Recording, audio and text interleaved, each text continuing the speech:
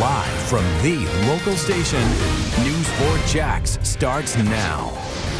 A huge box filled with children's medical records found on the side of Beach Boulevard and brought to the News 4 Jax I-Team. I mean, it's insane. At the scene, our cameras find even more papers filled with protected personal information blowing in the wind. Social security numbers, addresses, and dates of births for area children. The I-Team investigates accident or negligence. What's more, the News 4 Jax I-Team uncovered these records belong to young patients of Dr. Howard Schneider, the former pediatric dentist charged with Medicare fraud and accused of abusing children at his Southside dentist office. I-Team investigator Lindsay Gardner went to work to get answers to all this. Lindsay, how in the world could this happen? Good question there, Tom. Take a look at this, guys. We have counted 102 files just in this box. You can see where the box was busted here when it was brought to us. Even more papers from the side of the road there, potentially more files, all there blowing on the side of Beach Boulevard and thrown into this bag. A Good Samaritan found all of this and brought it to the News 4 Jax I-Team because he didn't know what else to do. We wanted to know who was at fault and what to do now. This isn't where any parent would want their child's personal identifying information to end up.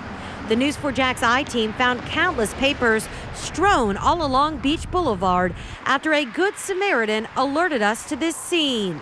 The same man who didn't want to be identified brought our team of investigators this huge box of medical files he had found at the same spot on Saturday. Jim Piggott and I got to work to find out exactly what information was inside these files and quickly learned these belong to children. At least 102 children to be exact, maybe more. The example on this, I mean, this is A the statement. patient's name, add to their billing statement. Look how many teeth. Were extracted. Yeah.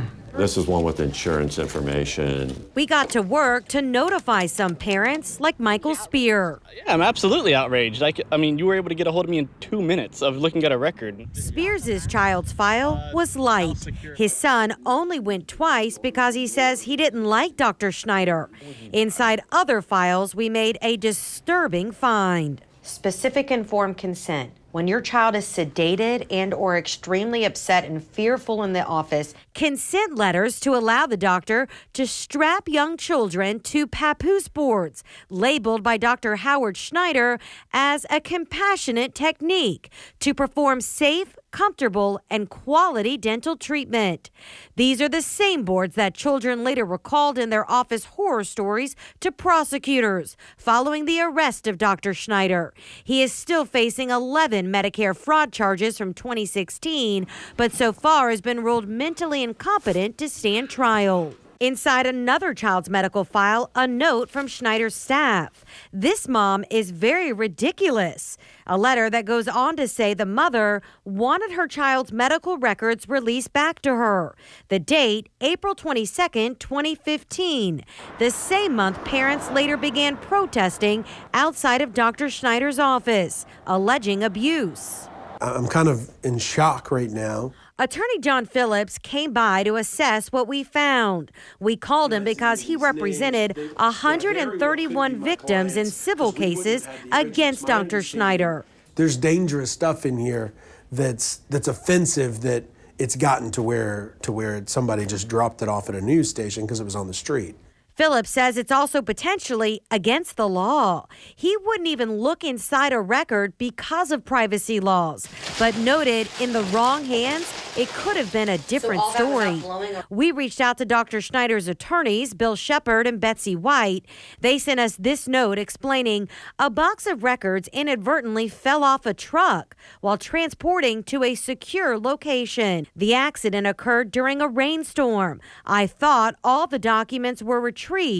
Every effort was made to maintain the integrity of these files. However, Mother Nature had other plans. But for Spear, it's not good enough. I mean, it's insane. I don't care if you want to blame Mother Nature or not. With information like that out there, you need to be on top of it and make sure you get everything. We have been in contact with our attorney as well as Dr. Schneider's attorneys. We are keeping the records locked away here at the station so as not to compromise them any further. And we are coordinating with attorneys Shepard and White to pick them up. This is unsettling, Lindsay, For any parent, because of so many doctors' offices that have this kind of information. Have you been able to find out whether the mishandling of these documents breaks the law? It's still unclear at this time. It really depends on who was in possession of the records. We know Schneider's building had been foreclosed on, so it could be possibly just maybe more negligence by a moving company, but without all the facts, we can't say for sure. I can tell you it is against Florida law to destroy records before 5 years and up to 7 years if medical malpractice could be involved, which in these cases, we know that has been a concern. I also can give parents at home this advice tonight. You do not have to put down your child's social security number in writing on paper like a lot of medical offices ask. If they need it, you are able to verbally give it to them, but you do not have to put it in writing. That is a tip a lot of parents aren't aware of. And becoming a new mom myself, you know, you get these documents, you just start kind of filling them out, rote memorization. But again, guys, you don't have to give them that information. If they need it, you can give it verbal. That way, there's no record of it. Lindsay, thank you. We've been following the case of Dr. Schneider for nearly 3 years now. We first learned about it in April of 2015 when protesters gathered outside his office demanding an investigation of his practice. The next day, the state attorney general's office told it was investigating the dentist's Medicaid billings. About 2 weeks later, Dr. Schneider closed his practice. He then surrendered his license to practice dentistry. In November 2015, Schneider turned himself in on 11 counts of Medicaid fraud. He bonded out of jail that very night. In February of last year, a judge found him not competent for prosecution on the fraud charges. When his attorneys filed the motion months earlier, they said he suffered from, quote, severe mental deficits and lack of memory. A hearing on a competency review is scheduled for tomorrow. If you have a story the I-Team would investigate, we'd like to hear from you. Call the I-Team at 479 News or send an email to iteam@news4jax.com.